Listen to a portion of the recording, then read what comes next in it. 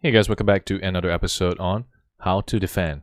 And today we'll be looking at how can we check if our mobile device has already been hacked. Okay, so this is going to be a little more technical. Okay, so we need some form of command line interface to find out the processes as well as the network outbound connections that we're having from our mobile device all the way out onto the internet.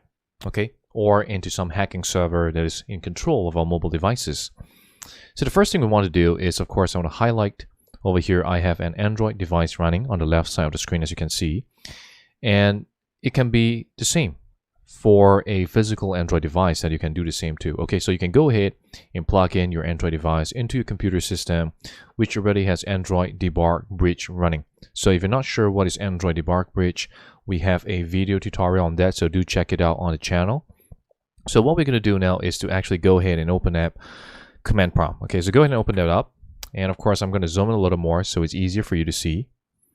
Okay, so I'm going to put this as 428. Okay, so what we'll do now is to actually kickstart ADB. So we'll need a connection into the Android device. So this gives us shell, and we can issue some interesting commands to find out what's going on the device. Okay, on the background I actually have a Kali Linux machine running.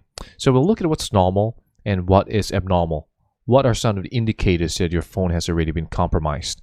So first of all, you can go ahead and enter ADB devices. And this will show us a list of Android devices that are connected to your computer system. Okay, so you can do the same for any form of operating system. So go ahead and enter ADB shell. And this would bring us into the device itself. So now we are currently controlling the device on the left side that you can see. So of course, one of those things that we can do is to issue some commands, and one of those commands is of course netstat. So netstat help us find out what are some of the outbound connection or established connections that we have, and a really important area is over here. Okay, the really important area is over here. So we have here what is normal. Okay, so we have an established connection, active internet connections. Okay, so over here this is what we're seeing. All right, and what I'm going to do next is over here I already have a malicious application installed into the device. And on the backdrop, I'm going to start up Metasploit. Okay, so I'm going to go into terminal. Okay, so this is Kali Linux. I'm going to enter MSF console to start up Metasploit. And I'm going to open up, okay, a reverse shell from the device all the way into the Kali Linux system. Okay, so go ahead and enter. So I'm going to set the payload now. Okay, so I will of course enter IPADDR to find out the IP address of the Kali Linux machine and set the lhosts.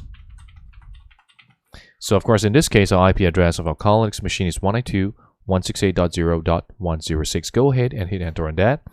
Enter show options to see all the listed options, and go ahead and enter exploit. So basically what I'm doing here is to start up a hacking server that would then give us control of the Android device. So of course, once the Android device and the user has those applications running, okay, and the user has clicked onto the malicious application, and sometimes, right, what the hackers will do is they will use a legitimate application and they will embed this malicious software on top of it, and this will give them a instantaneous access into the mobile device, giving them access to the geolocation, the SMSs, everything, okay.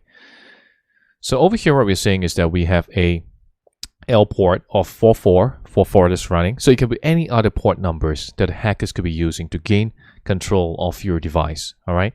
And if I go into command prompt now, and if I enter, okay, I enter up arrow. So I enter netstat once more.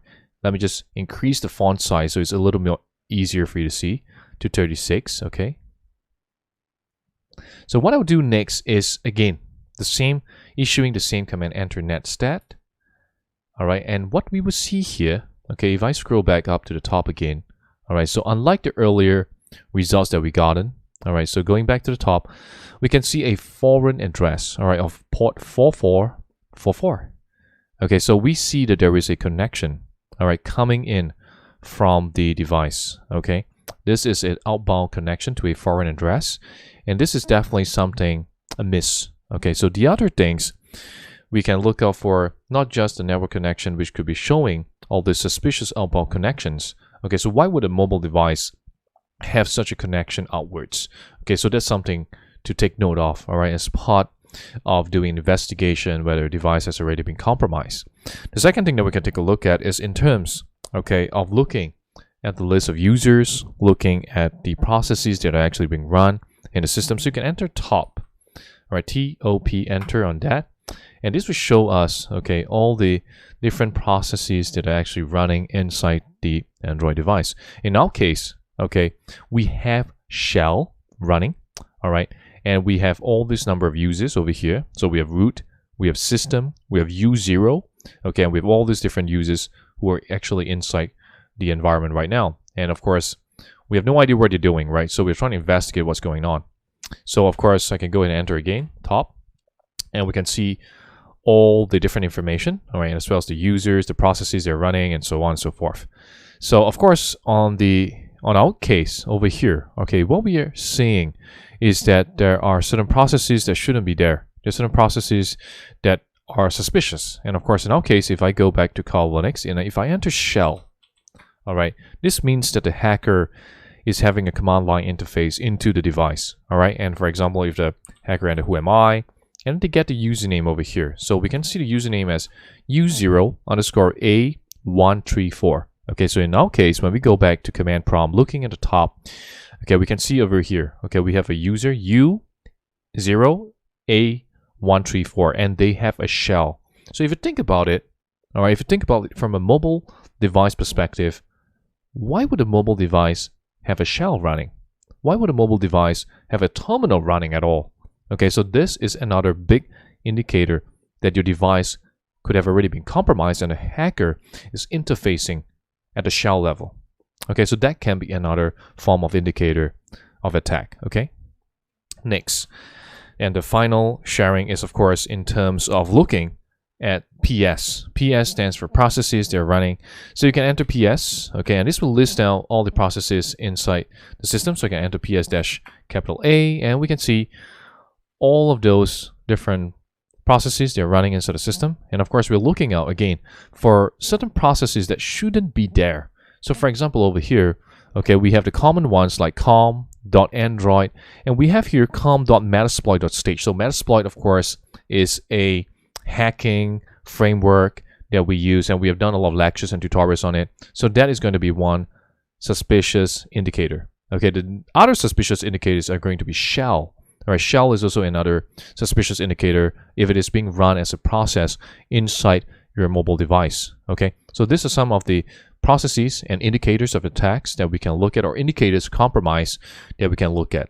Okay, so there are many other ways for us to further filter down into what exactly is going on in the process. Look out for what is considered normal and what is considered abnormal in those situations, in those cases.